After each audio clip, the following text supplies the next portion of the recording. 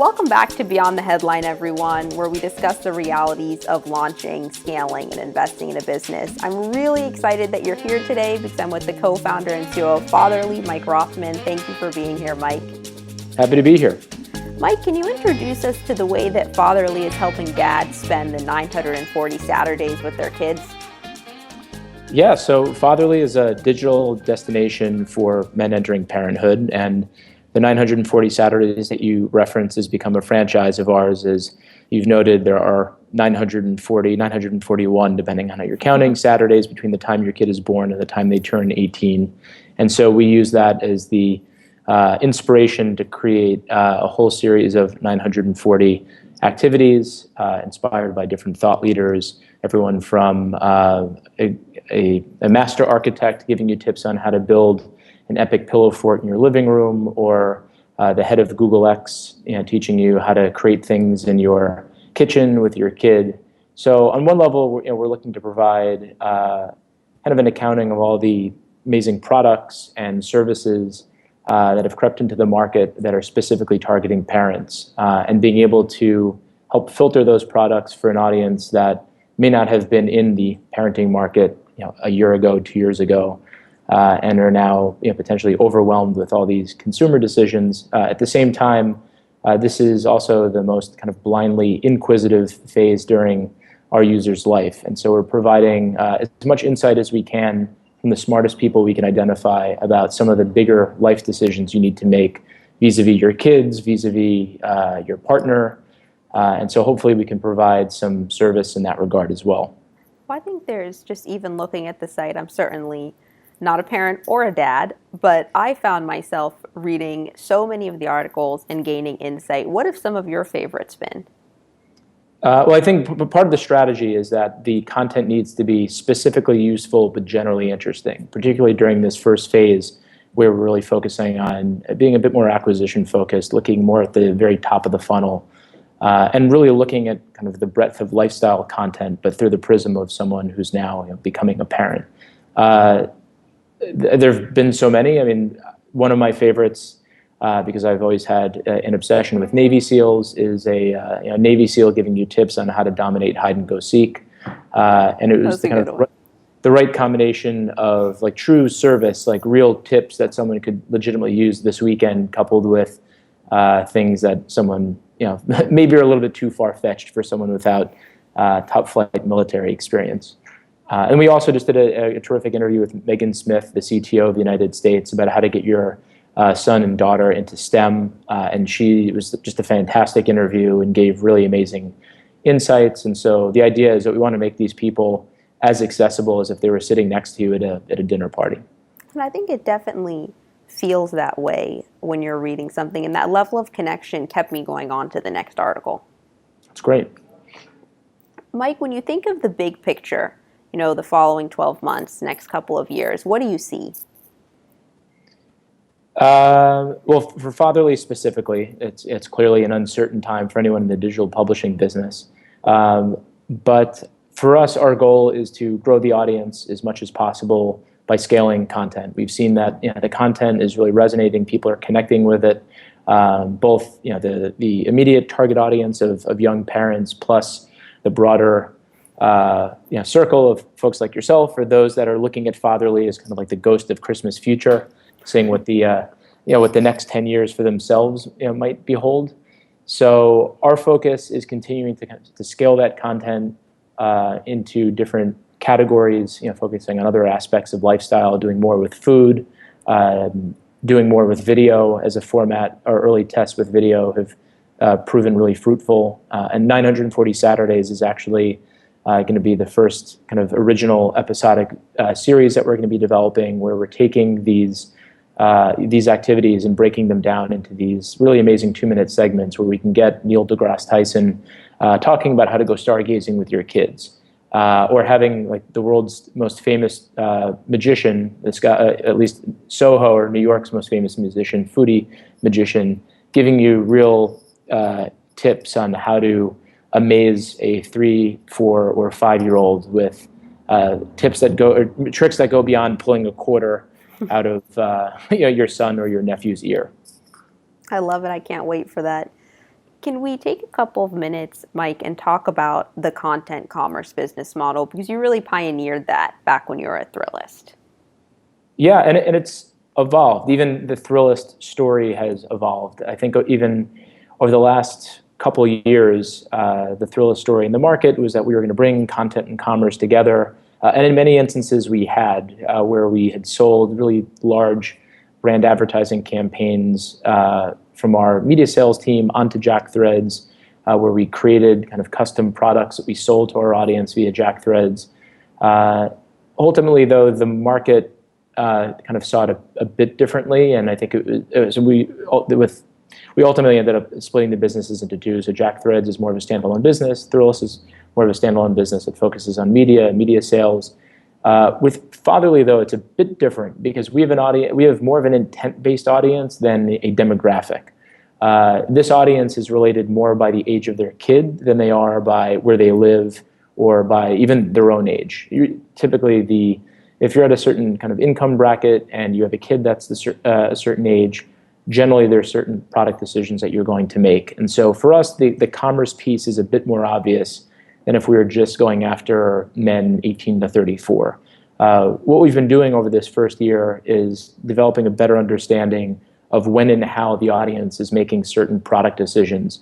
We know that there's a certain period of 3 weeks where buying a baby monitor is the most important decision in your life as a consumer. And then as soon as you have the baby monitor, there's something completely different that occupies your time, whether it's a big ticket purchase, like this is an audience of millennials who now have to buy a car for the first time.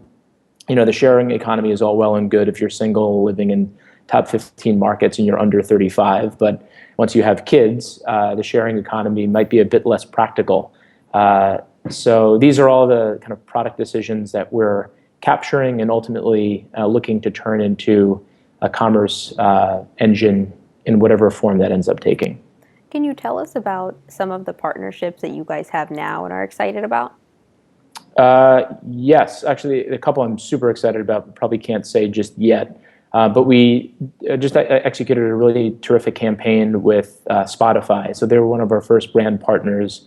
Spotify recognized that parents as a segment were really interesting to them because parents tend to listen to Spotify much more regularly than non-parents, in part because they'll use some of these Spotify channels, like the white noise channel, to kind of soothe their kids as they're going to sleep, and you'll leave that on for prolonged periods, and most of these parents don't want their kids to listen to ads, so going after parents is a terrific upsell opportunity. So we created this whole campaign called Family Albums, where we talked to 5 well-known musicians, everyone from Ben Harper to the EDM DJ Laidback Luke, and we talked to them about how music influences their day-to-day as parents, and also had them develop Spotify playlists that we then featured to the audience. And so, and then in addition to that, we created other kind of use case-based playlists of the best songs to play for bath time, songs to get your kid to calm down, songs to get your kids to dance, to shut up in the back of the car. And that did really well, and we're excited to continue that partnership into next year. We just did a partnership with the United Nations. We're really honored to be able to work with them, and we created a series called Parents Without Borders, where we talk to parents who are saving the world by day and home for dinner at night. So one of the interviews was with Melinda Gates, and we talked to Melinda Gates about how to raise charitable kids, and kind of who knows more than Melinda Gates, who gives away $50 billion every year or every couple of years, whatever it is. And so that's an example of brand partnerships that are really value additive to both Fatherly and also our audience, because these are insights and interviews that are enabled by these brand partnerships.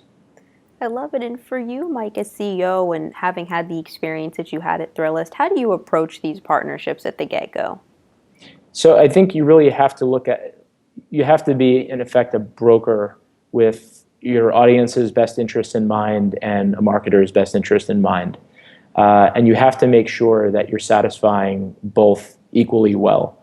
And that's a challenge, and often that limits the types of campaigns you can execute, that it might limit the types of partners you're able to work with, but ultimately everybody benefits. And so Spotify for us, as we looked at partners in the music space, it's a product that everyone in the office uses for hours on end, and so we were excited to work with them. We believed in the product, and the team there really believed in kind of respecting the needs of our audience, and so our editorial team got involved very early to help manage that creative process.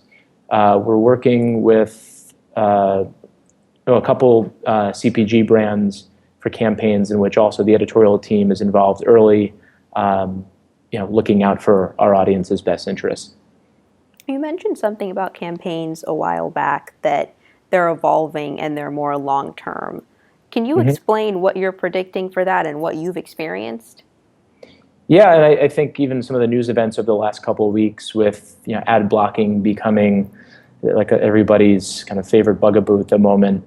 I think native, that only supports native content as a product that high quality publishers will embrace with greater fervor. Marketers will be embracing it as well because of all the banner blindness that you hear about.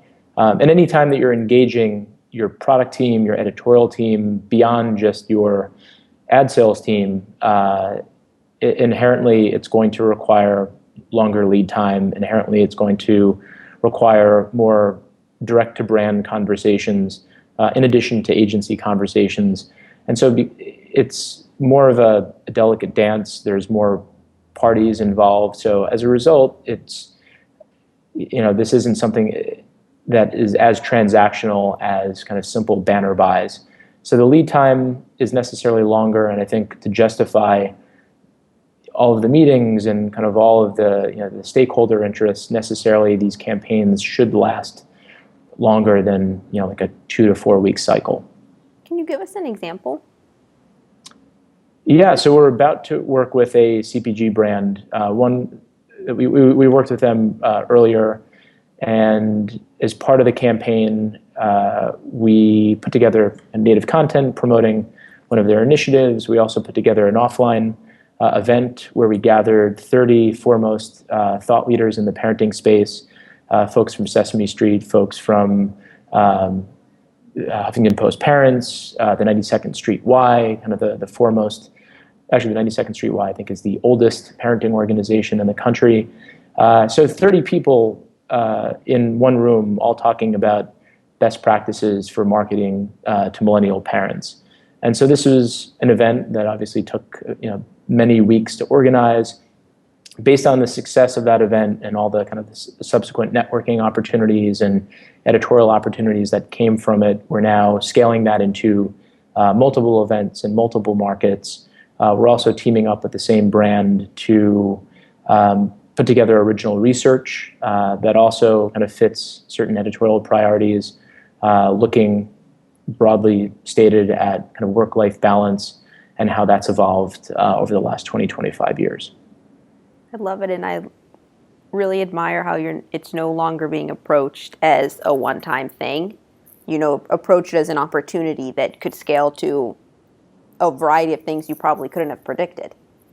Yeah, and ultimately, for any brand, whether you're a media property or whether you're selling soap, you are the company that you keep. And as media gets more distributed, I think it's inherent to kind of associate yourself with the right kind of highest quality nodes in this ever-evolving network of content. I'm really glad also that you mentioned how the one event is scaling into different opportunities, and hopefully you guys can have a series, etc. How do you approach scaling your partnerships? Great question. Well, it's also looking at, I think, our priorities as a business, looking at the partner's priorities as a business, making sure they align. The worst thing that you can do as a startup is to chase revenue opportunities simply because they're there kind of dangling at the end of a line. That can lead you very far in the wrong direction. You can misallocate resources. We wanted to find a partner, again, that kind of shared the same vision that we had to make sure that we're both going down the same path that was productive for both of us from a resource allocation perspective, even if it's just time and energy from executives in each of the organizations. Are there any specific questions you like to ask partners before teaming up? Yeah, I think it's understanding kind of their mission, understanding what they stand for. Because again, we're not looking to monetize through a high volume of relationships. We're looking at kind of higher dollar partnerships, but fewer of them. And so, if you couple that with that notion that as you build the brand, you are the company that you keep, it is incumbent upon a brand, particularly a growing brand that's still building reputation in the market, that you're doing kind of the necessary due diligence before it's dating before marriage, so to speak. And you can and the questions are actually pretty similar. Like, what are your values? Who are your parents? What are your your parent company, like how easy are they, or how much freedom do they give you to pursue your own kind of brand objection? You never stop dating, I suppose. So I know that you guys are also hiring right now a partnership sales director. Yes, so we're looking for, and that's also a sensitive hire because we're looking for someone who could think like a marketer, but also has the discipline of someone who has managed a pipeline and is able to to work with revenue expectations on a quarterly basis.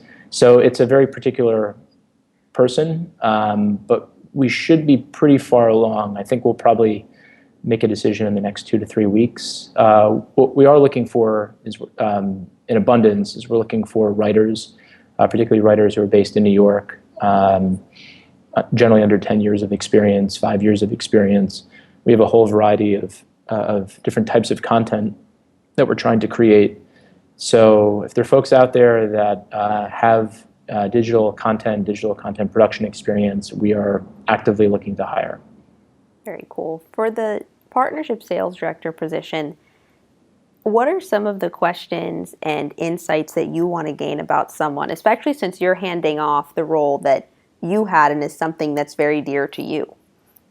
Yeah, we need to make sure that their values align with our brand's values. We need to make sure that they could think on their toes. Often, it's hard to make time. 80% of this is just making sure you're getting in touch with the right person at the right time in the planning cycle. And if you have 30 minutes with someone, you want to make sure that this person can be nimble enough and creative enough to be a real asset to the marketer that we're talking to, particularly at these higher levels. So they have to be quick. They have to truly understand the DNA of our brand and really, really care to be able to develop the right ideas, to be able to push them through, to be able to execute them flawlessly on our end, and ultimately to be enough of an evangelical that they can recruit other like-minded people on which we can build a team. And the point of reaching out to different partners that you guys want to work with, let's say you have one in mind, partner X, someone reaches out to them and your first experience isn't that great, or maybe they don't follow up, can you follow up again, or are you big on that first experience? You mean if we If reach you want out? to work with someone, yeah, and the first experience, you either don't hear back or it's not what you expected. You'll never hear back. I mean, I've come to appreciate this myself, where even close friends will email me like 2 or 3 times to the point where like my relationship feels like it's materially deteriorating when a person that I've lived with for 4 years can't get in touch. So I've come to appreciate following up as just a matter of course, and not as something that needs to be kind of interpreted any more than the person being busy. So yeah, we need to make sure that we're having a conversation with the right person at the right time. Again, maybe we just talked to the wrong person who has different objectives. Maybe a communications team has different objectives than the digital marketing person. In fact, they're usually different budgets. They might have different priorities. So we want to make sure that, especially when we bring on the right partnership person, they understand the distinction. And again, that's especially the case when the bigger the brand, the more distinct some of these silos are, even on one brand's marketing team. Great. So, Mike, for you, having worked at Thrill, so you worked at a startup and then you started your own. What's the difference? It's funny. I see why people. There are a lot of entrepreneurs who, especially if they've been at a company for more than 5 years and they've scaled it, there's maybe not the same desire to do it all again, to go back to square one where, like, oh, right, people don't return your calls. You forget like what those early days were like, especially at Thrillist, when people couldn't pronounce your name. My parents didn't know what I did, probably felt a certain level of shame.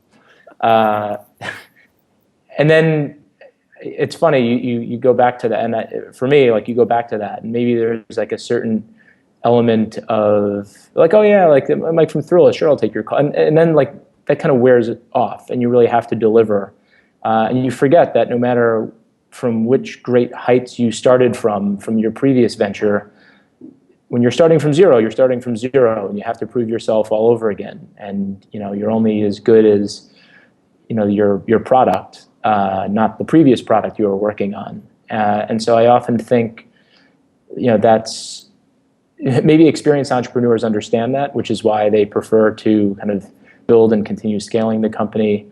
I also, so I think that's probably one lesson, is that you have to develop thick skin all over again and be accustomed to people ignoring you or brushing you off. And that's just part of the cycle. It's like when you go from being an eighth grader to a freshman. Right, exactly. How about experience-wise? Have there been a couple of challenging experiences since you launched that overcoming just felt so good? Yeah, I think, I mean, there are a lot of ways to look at it. I think on one level, we have different objectives for each department. And so when you're the CEO, you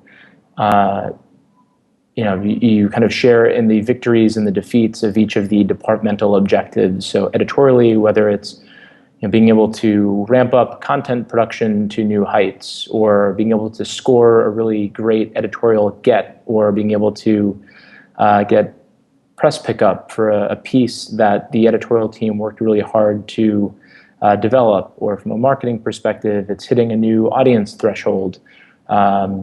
Being able to have a piece of content that was shared 100,000 times.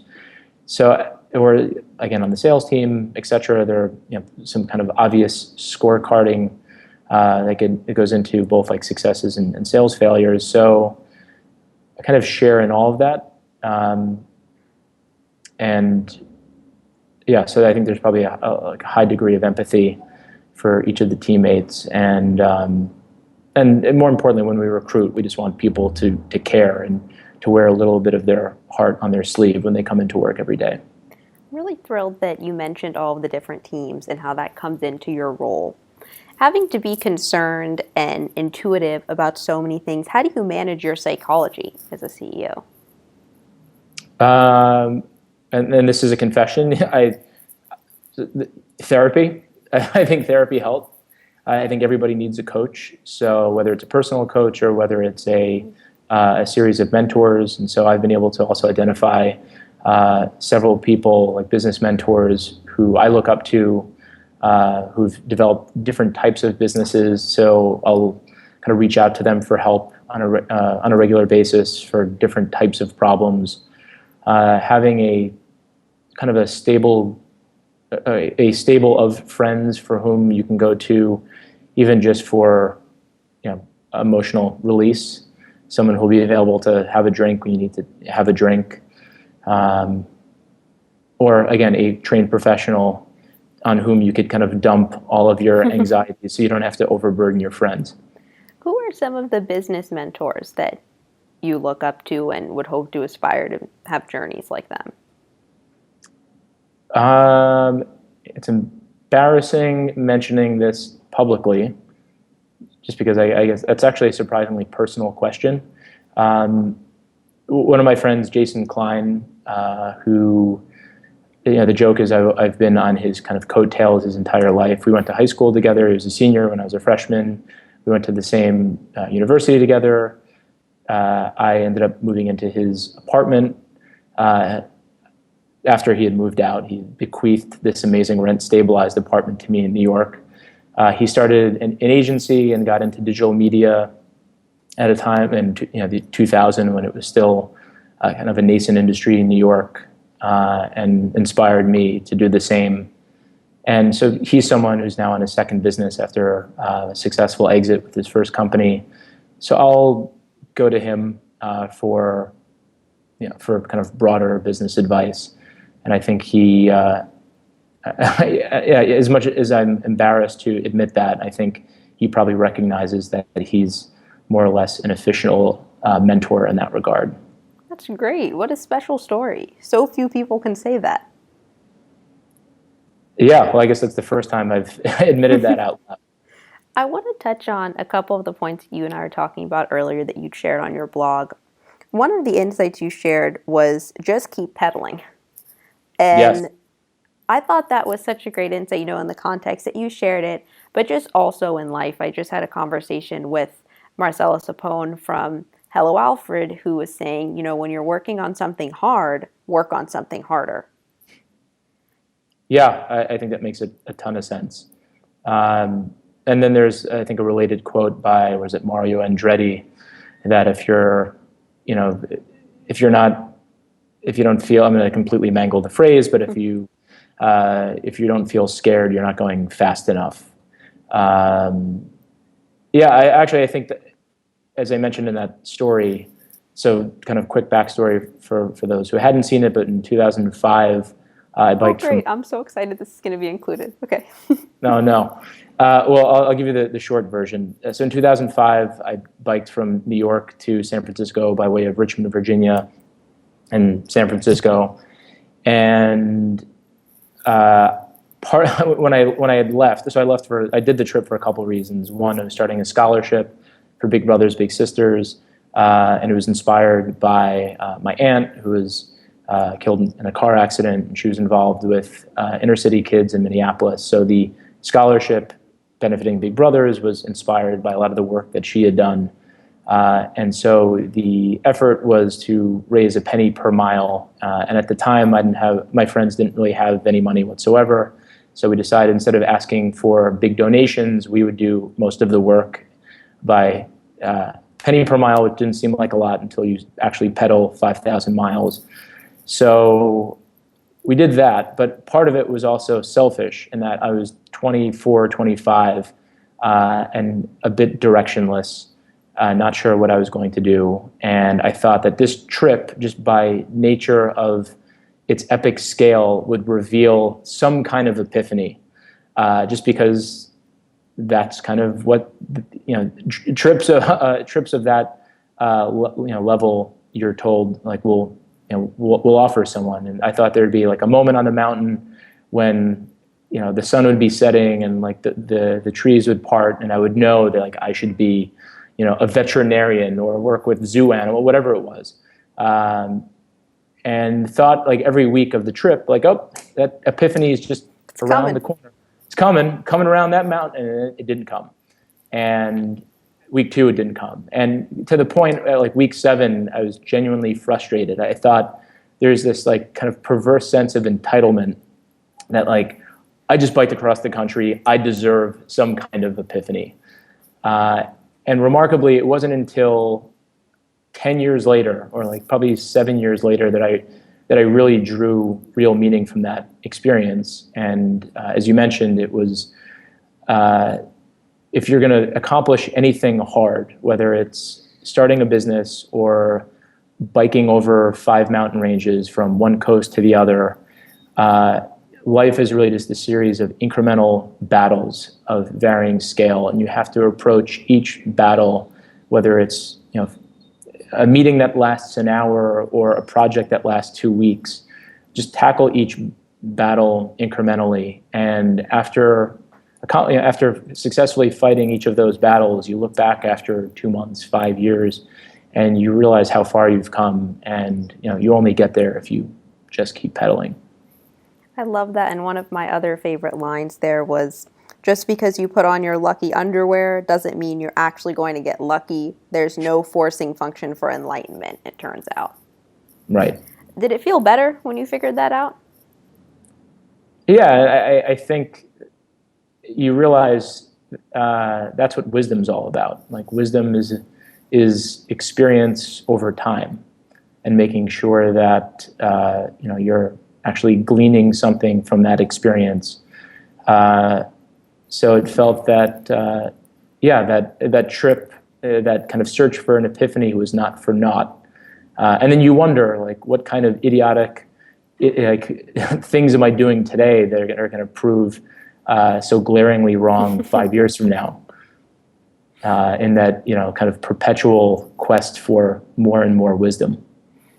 Right. I love it, and I feel enlightened right now, so I got lucky. I got to take a quick shortcut.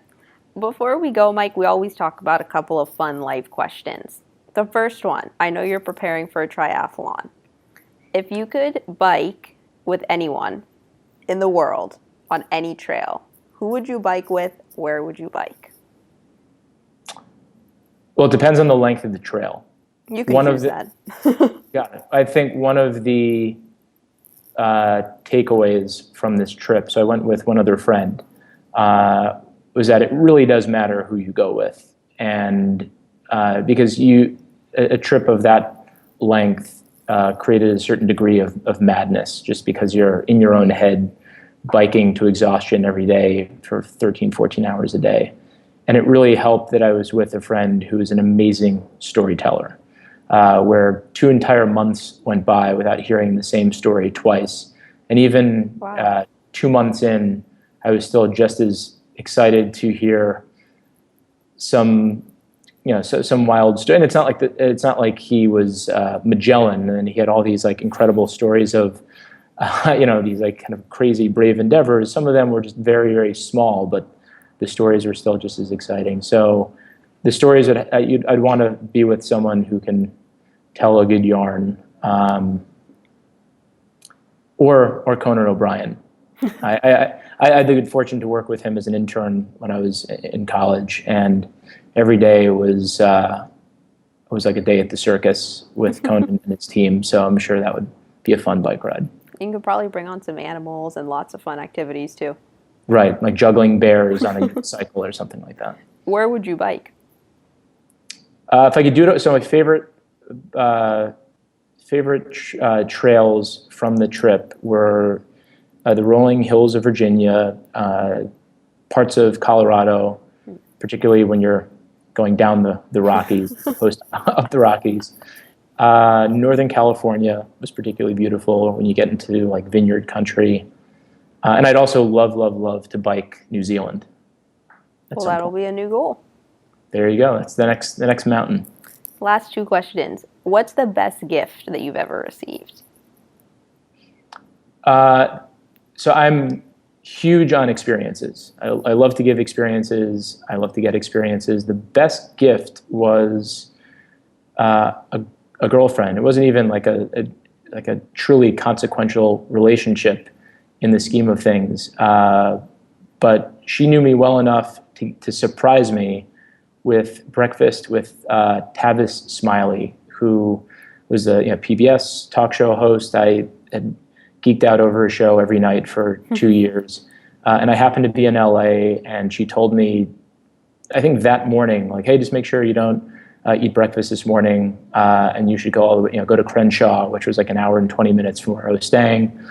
And I didn't know what she had in store, and I went all the way over there, and it turned out that it was Tavis's office, and they had breakfast prepared, and I got to have this surprise breakfast and conversation with Tavis Smiley, which was amazing because I'd watched him every night, and B, that she was able to pull this off without any real connections and had kept it a surprise. Impressive. So yeah, there you go. Last one. What's one question that you've always wanted to be asked? Personal, professional, athletic achievement from when you were 7 that nobody's ever asked you? These are good questions. Well, yeah, I'll compliment these questions. These are the most thoughtful questions that anyone's asked in the last year. Thank you. I think what are some of the most impactful insights that you've gleaned over the last year as a person and as a professional, and through what experience do you gain those insights? That's probably one of the questions. One of the best questions that I've found myself asking potential candidates, kind of related to all of this, is like, what would someone say about working with you who doesn't like you? And I think being able to answer that question with appropriate humility is a really great litmus for self-awareness. And if you're going to hire anybody, you want someone who's self-aware, because everybody has shortcomings, and the best way to address them is to be aware of them, to be aware of your blind spots. So I think, related to your question, just being aware of where my own blind spots are, personally and professionally, has been really helpful in growing as a person and an entrepreneur. And I'd want to surround myself with other people that are, working hard to identify those blind spots on a regular basis. Okay, I lied. I now have to ask one more question. How do you find the blind spots? How do you figure that out? Actually, better, how do you admit it to yourself? Because sometimes I don't like to admit it to myself. So I'll tell you, and again, it's strange to admit this, because I started kind of by accident seeing a psychotherapist. I went not because I went because a friend who had sold her company, who was going through this period where she was just enjoying life, like people do for like the 6 months after they have like a nice exit. And she was taking like flower pruning classes and like woodworking classes. And while she's like relating like her latest, frivolity, she also dropped in, oh, and by the way, I started seeing this person who like changed my life forever. And I remember thinking, oh, like you see some kind of like, shaman, like who is this person? And she mentioned, oh, it's this woman who's like a psychotherapist. And I'm like, oh, you mean like Woody Allen, that type of thing? And she's like, just like, you should go have a conversation with this person. And I went in there very cavalierly, thinking like, oh, I've been in New York long enough. I feel like it's a rite of passage for every New Yorker to go and become like their own version of the New Yorker cartoon, where they're like lying on the couch. And that was 2.5 years ago. And every day I've wanted to not go the following week. But I think that has had a really big impact in that's how you avoid bullshitting yourself. I don't know what the language content here is, but that's the best way to avoid bullshitting yourself, is when someone who's a professional has a transcript of all of the stuff, stuff that you say to yourself over 2.5 years. And the way I would relate it is like it's taking a graduate level seminar where you're the subject and you're having office hours with the professor. Otherwise, I would think that level of like self-reflection is completely impossible, because there's always an excuse to like, for your own behavior. Mike, I have to say, you blew me away today. Well, thank you. Thank you for being here and for sharing such honest responses. How can everyone stay up to date with you and stay up to date with all the great work you guys are doing at Fatherly? Yes, please, everyone should sign up at fatherly.com. We have an email that goes out 3 times a week with a digest of our most popular stories. The content is only getting better. We have a terrific team. And we also have an opportunity on Fatherly for members of the community to create their own content, sharing their own experiences. So that's at the Fatherly Forum. So everyone should definitely sign up, fatherly.com. And thanks so much for having me. Thank you.